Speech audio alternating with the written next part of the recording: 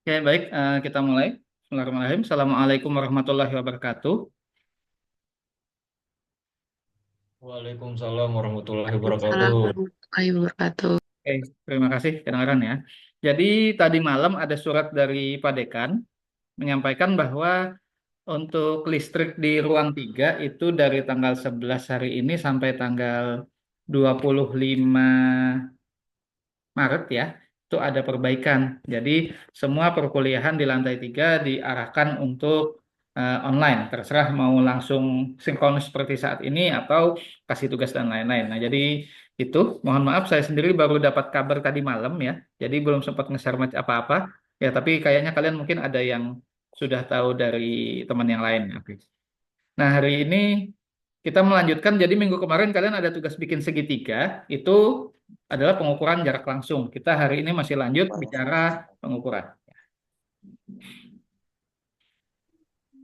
Nah, jadi apa itu jarak? Nah, dalam IUT, jarak antara dua titik adalah jarak dalam bidang horizontal yang merupakan jarak terpendek antara dua titik tersebut.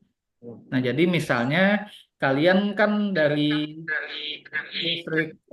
listrik 2 misalnya terus ke sini itu kan jalannya turun naik. Nah, kalau kita bicara dalam iut jarak itu bukan panjangnya jalan kalian bukan tapi langsung ujung ke ujung tarik horizontal. Nah, itu jarak terpendek itu yang kita bicara jarak dalam iut.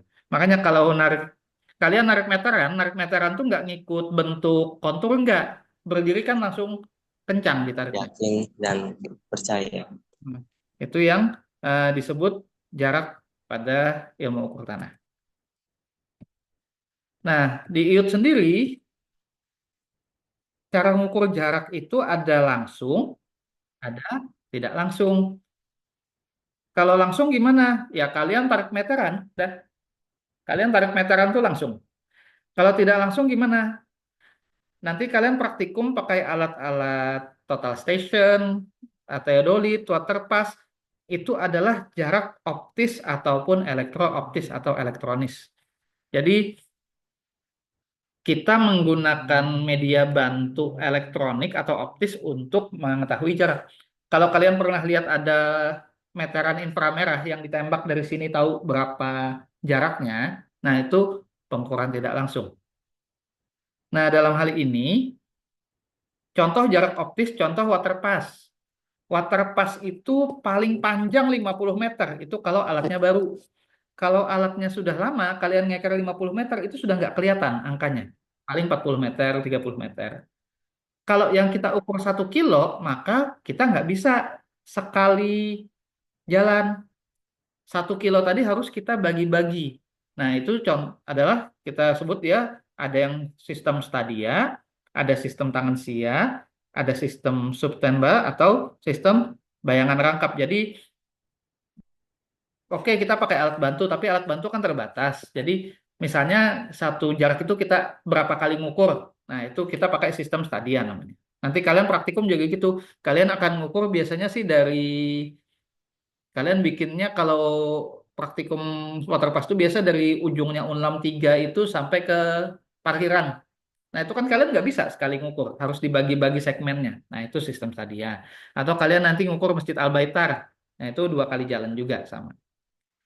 Nah, kalau langsung seperti tadi, ya langsung aja kalian tarik meteran.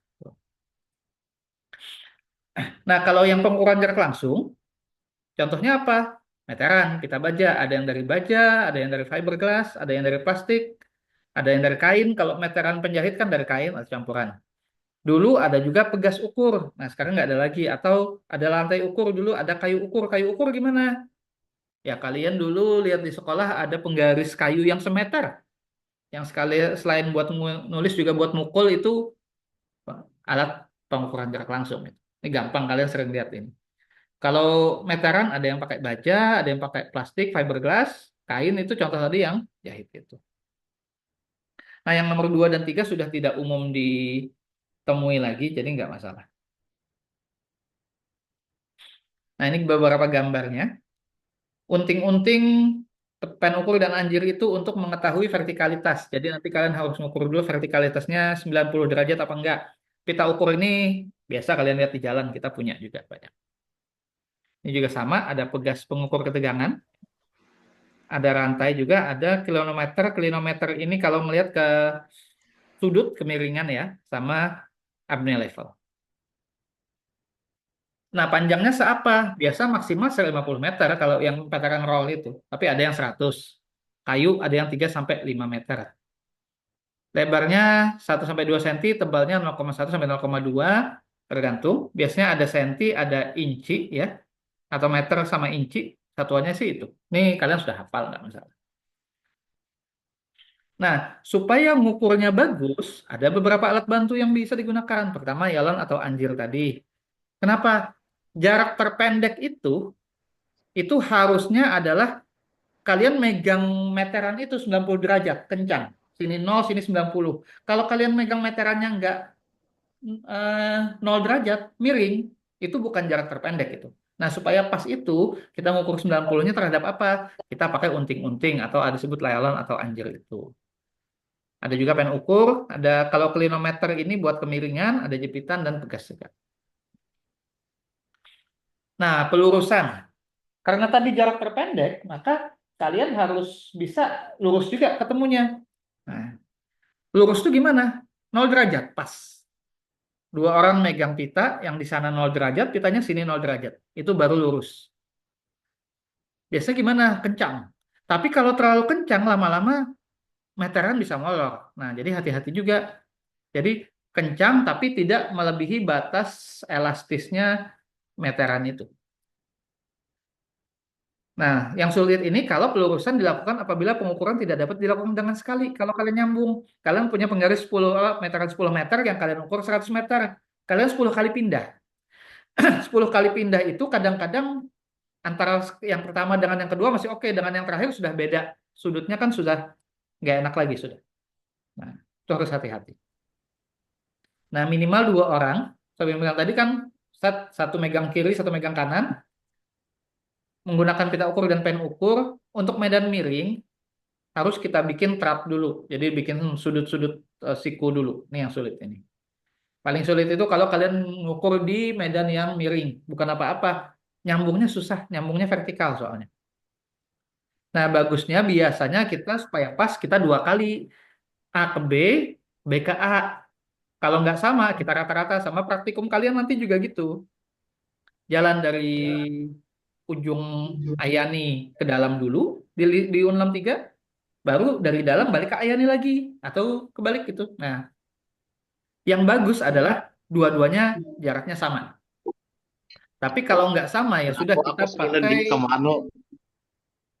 kita pakai apa namanya rata-rata ya di sini. Di sini. Nah, harus juga jangan lupa dicatat supaya gampang kalau bolak-balik ya ininya, ini biasa. Nah, ini contoh. Ya, kalau misalnya meterannya 40 meter, cukup sekali 38,455 langsung dapat. Tapi kalau misalnya meterannya 40 meter, tapi yang kita ukur dari sini, dari A sampai ke B sebesar 86,881, maka kita harus pindah-pindah. A ke T1 sekali, T1 ke T2 sekali, T2 ke T3 sekali, baru T3 ke B. Nah, praktikum kalian nanti yang nomor 2 ini. Nggak bisa nomor 1. Kalian akan, apa namanya, penggal-penggalin. Bolak-balik. Jadi dari A ke T1, ke T2, ke T3, ke B, baru dari B ke T3, ke T2, ke T1, ke A. Kalau sama, bagus. Luar biasa. Tapi kalau nggak sama, ya sudah biasa kita ambil rata-rata. Atau kayak gini sama. A ke T1 ke C, baru ke T2 ke B, atau balik B ke T2 ke C, baru ke T1 ke A.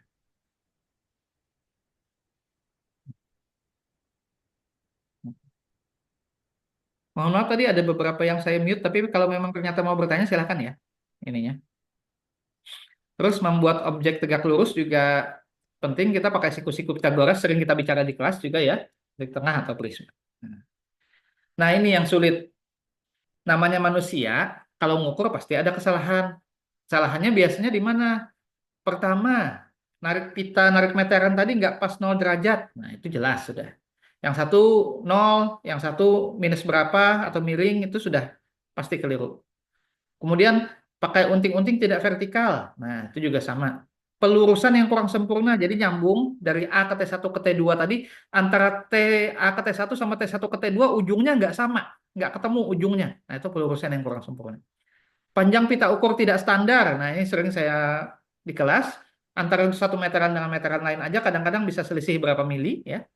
Atau kesalahan dalam menghitung jumlah bentangan. Jadi berangkat 8 kali, pulang 7 kali. Kenapa? Sudah kecapean, nggak konsen lagi. Nah, itu bisa juga. Atau kesalahan baca meterannya. Nah, ini perlu diperhatikan, makanya biasanya yang ngukur nggak satu orang supaya bisa saling kontrol.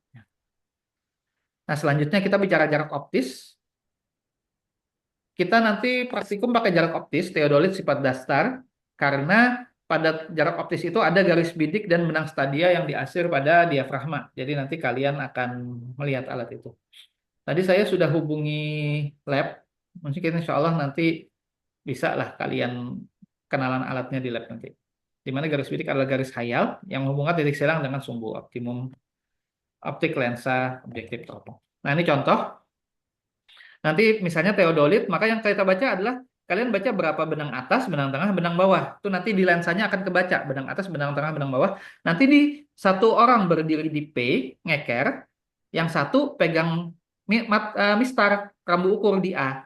Jadi dari P ke A ini minimal satu orang di P, dia yang ngukur, yang melihat alat sekaligus yang nyatat, yang satu yang di A yang megangin bak ukurnya, namanya bak ukur ini.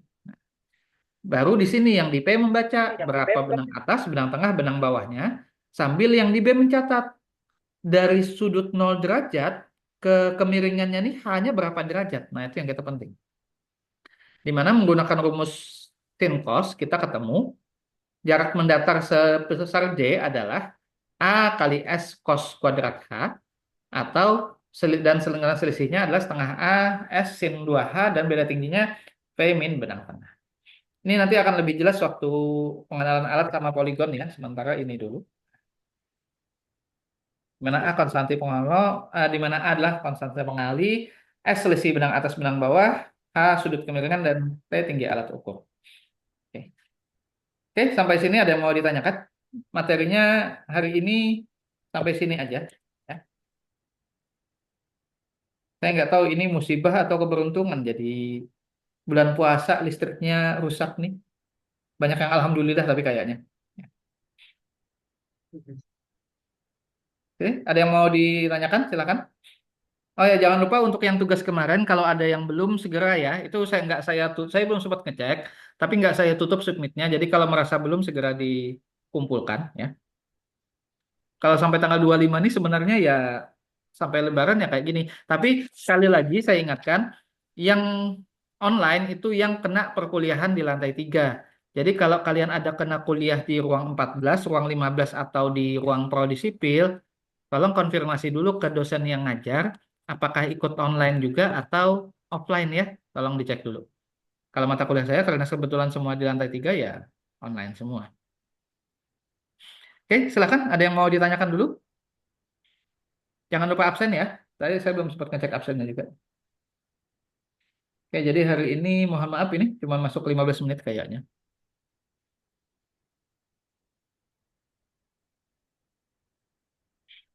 Ada yang mau ditanyakan? Oke, Oke, kalau nggak ada ini